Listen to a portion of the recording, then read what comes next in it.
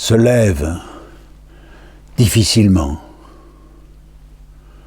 grogne, met le cap sur la porte des toilettes, à une dizaine de pas de son Voltaire fatigué.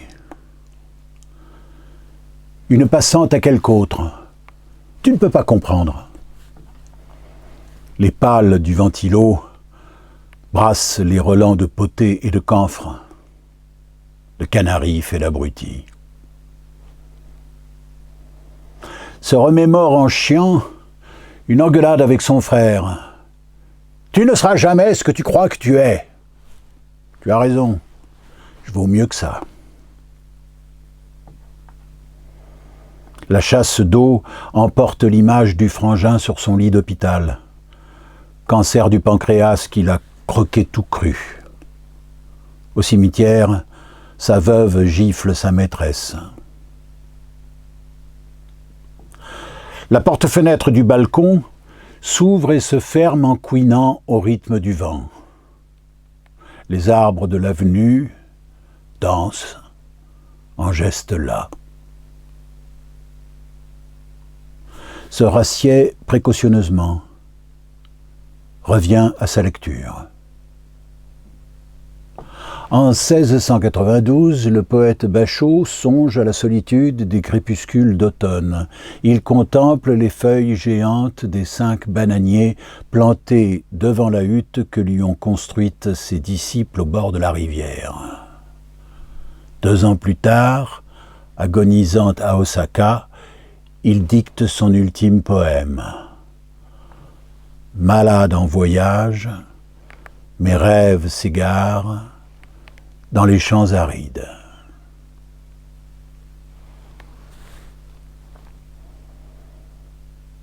Le chat réclame son dû de croquettes. Sur la console de l'entrée, une casquette voisine les photos délavées de la parentèle.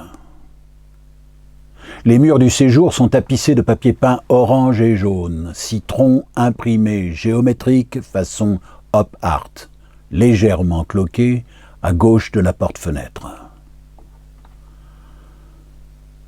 Dans la rue, une mobilette hors d'âge déchire le fond sonore. Bouffée de talk-show télé en provenance de l'épicerie au rez-de-chaussée du petit immeuble. Sur le balcon, demi-douzaine de pots avec leurs plantes éthiques, étendages pliés, empilement de pots vides, chaises de camping, avec traces de moisissure. Sonnerie pianistique du téléphone. Allô ?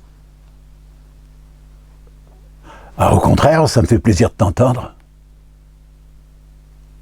Oh, lecture et rêvasserie, tu sais, mes sports de prédilection. Panoramique sur la ville basse, tandis que s'écoule la conversation. Nuée d'étourneaux dans le ciel beige. Si c'était à refaire, je passerais ma vie à vagabonder comme Bachot. Petit sac à dos, parapluie de berger, pédibus cum iambis. Ces gars qui écrivaient des haïkus, de nos jours, ils seraient photographes. Je me serais bien vu en vagabond photographe.